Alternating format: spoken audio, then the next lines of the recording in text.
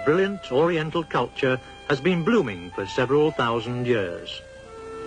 Dwelling on a land blessed with breathtaking scenery, clear water, beautiful weather and fertile paddies, over the centuries the Korean people have gained traits of worshipping their ancestors, upholding decorum and seeking peace.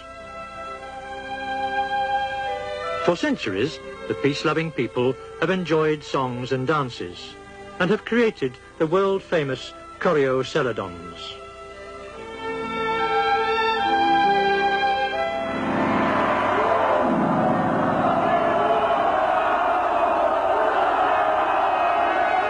Though Korea has never invaded other countries, the neighbouring nations have time and again made attempts to dominate and conquer Korea, a country of tremendous strategic importance.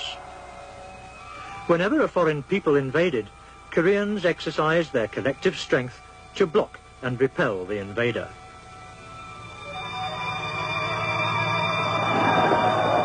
In the 7th century, the people, under the command of General Olchimondok, annihilated an invading 1 million army horde from the Sui dynasty in China, and monk soldiers and troops won a victory over an invading Japanese fleet in the 16th century.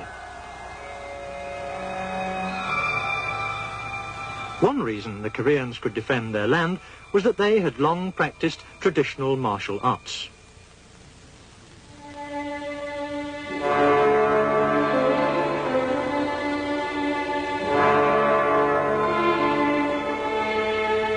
Murals in ancient tumuli and sculptures dating back to about 15 or 16 centuries ago attest to this fact.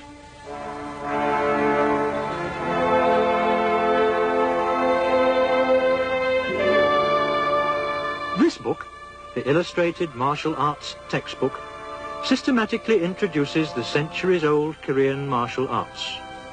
It was published in 1790 during the Yi dynasty.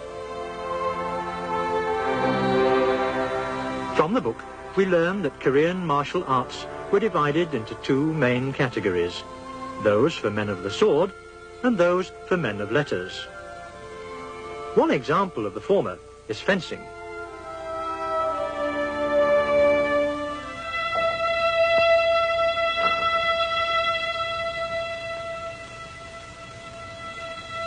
Korean swordsmen observed three courtesies: allegiance to the king, filial piety to masters and parents, and fidelity among themselves.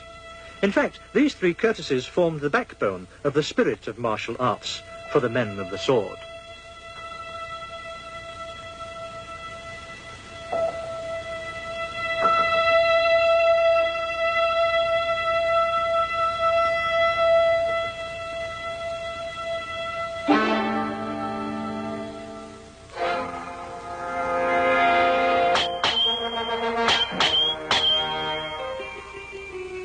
Korean ancestors had thus placed the ultimate goal of martial arts not on the taking of life, but on the development of the spirit.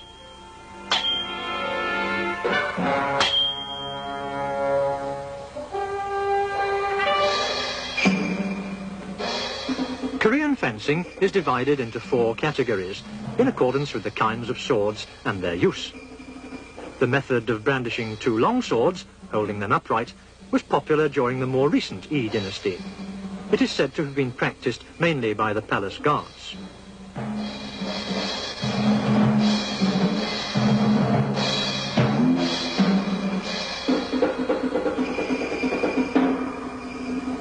This method of using two short swords or knives was the favourite of court ladies serving the king. This fencing method is still evident in the form of a folk dance, the sword dance.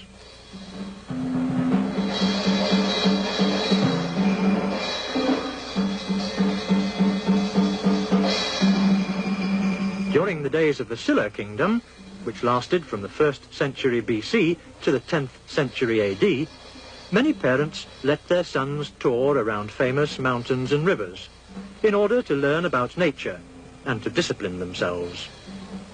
Many became hwarang, or young warriors, who helped unify the three kingdoms on the peninsula. This reverse-type fencing was perfected by hwarang. The straight type fencing is the oldest type of fencing in Korea, about 1,400 years old. It is indeed a splendid feat, almost a dance, a true art.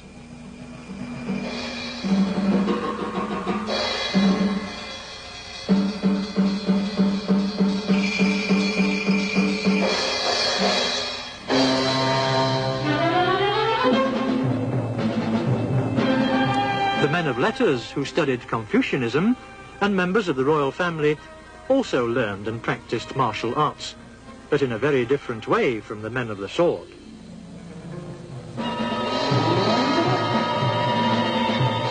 What characterizes the arts for the men of letters is in the use of bare hands, which are equally effective as tools or weapons.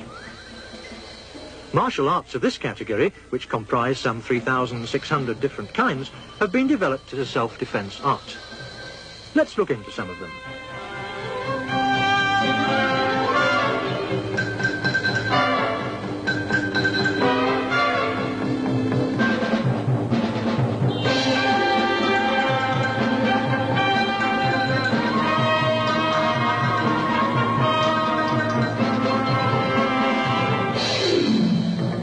This is joint twisting, in which the defender twists swiftly a joint of the challenger and presses down a vital part.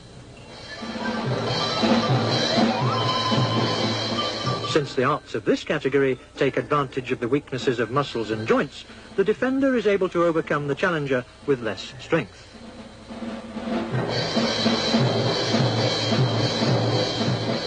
This is a conversion technique, in which the defender, by rotating his body momentarily, drives his opponent to lose balance and fall.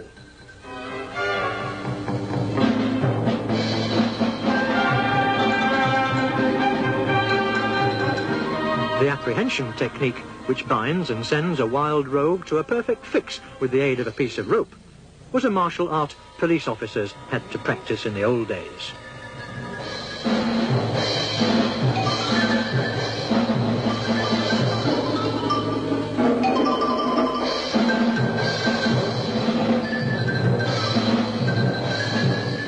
This is an art of suppressing two assailants without hurting them and escorting them away.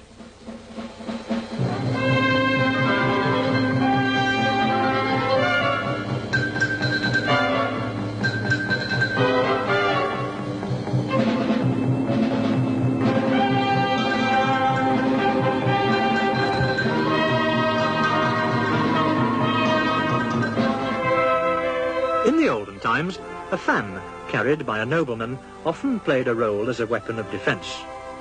The technique is said to be about 10 centuries old.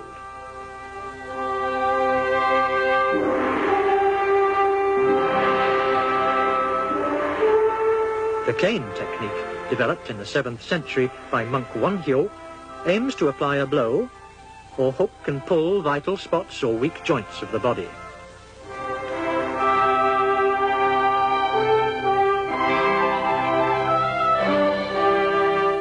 The surprising effectiveness of a slender piece of stick stems from a serious systematic study of the human body.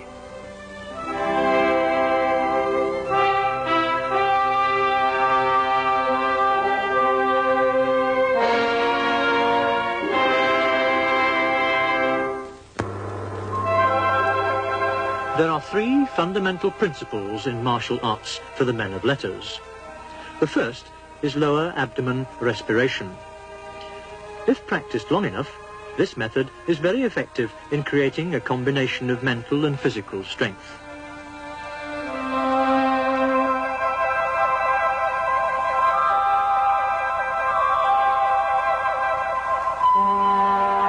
The second concerns piercing one of the vital parts of the body. There are 364 of these, and piercing even one of them could prove fatal.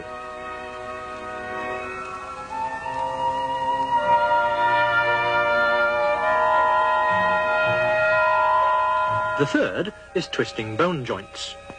Each joint has an angle or range of movement. If twisted beyond this range, the person becomes helpless.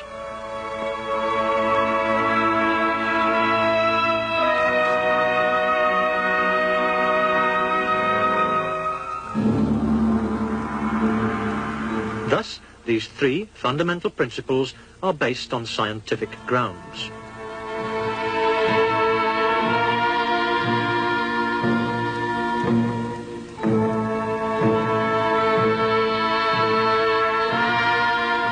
Martial art places its prime emphasis on defence, positive defence. Such a positive attitude enables one to block an attack by an enemy.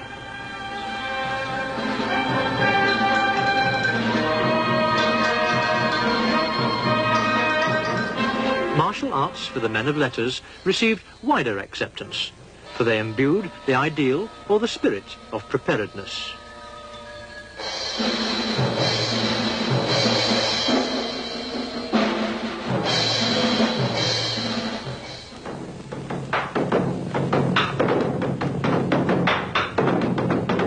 Another vein of Korean martial arts has been handed down through Buddhist monks.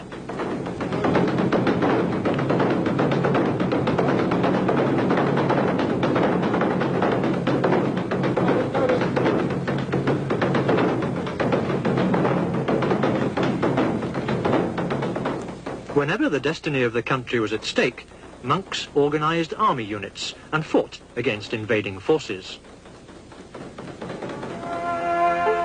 The heroic episodes of monks Seo San and Sa Myang-dang, who fought against the Japanese in the 16th century, are but part of many examples.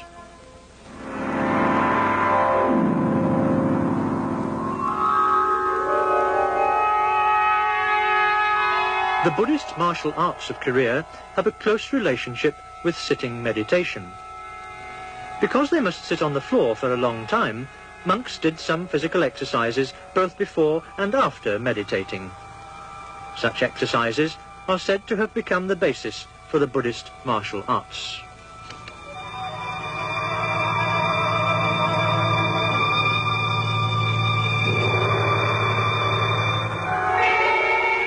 Let us view the club technique, a favourite of monks in ancient Korea. The clubs used are divided into short, intermediate and long clubs. We are looking at a kind of intermediate club dance, a series of attack and defence stances connected together.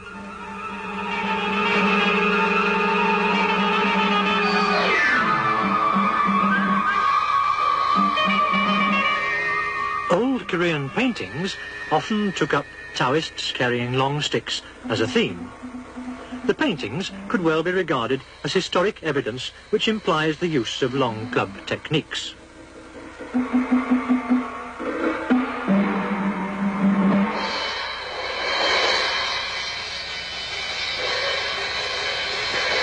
A demonstration on the use of a short club which twists and turns, pierces and hits vital spots on the human body. Sagacious masters of yesterday could defend themselves by the use of a short club of only some 20 centimetres in length.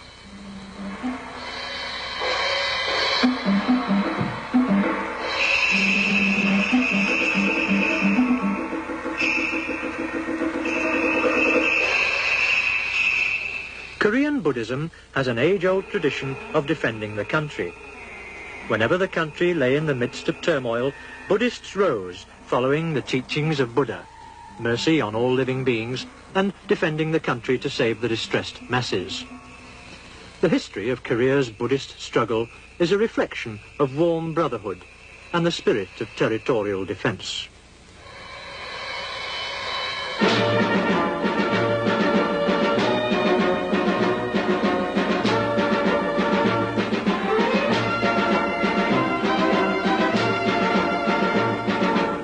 In Korea today, people are discovering renewed meaning in the traditional martial arts, which are perfectly adaptable to a present-day situation.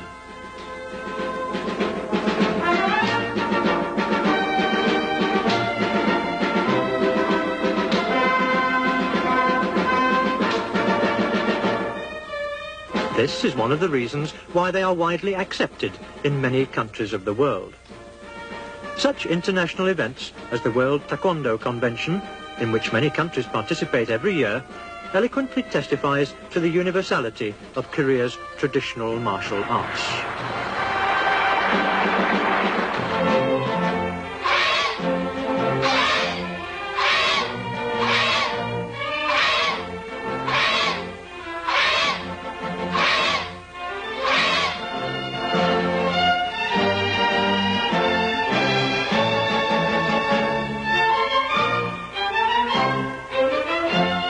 traditional martial arts of Korea, now national games or sports, are basically arts of defence.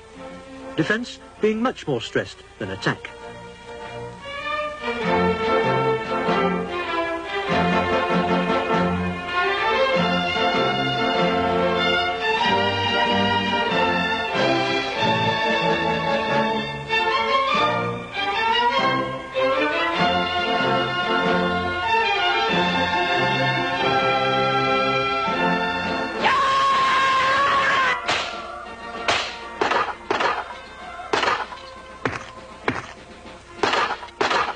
For a martial arts practitioner, mental discipline precedes the use of force. He strives for spiritual improvement through mental as well as physical discipline.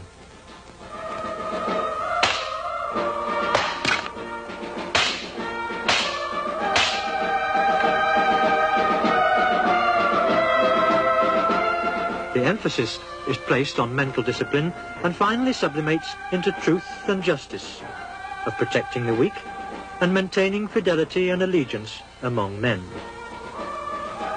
Such is the ideal state of traditional martial arts in Korea, the defence arts practiced by an increasing number of people around the world.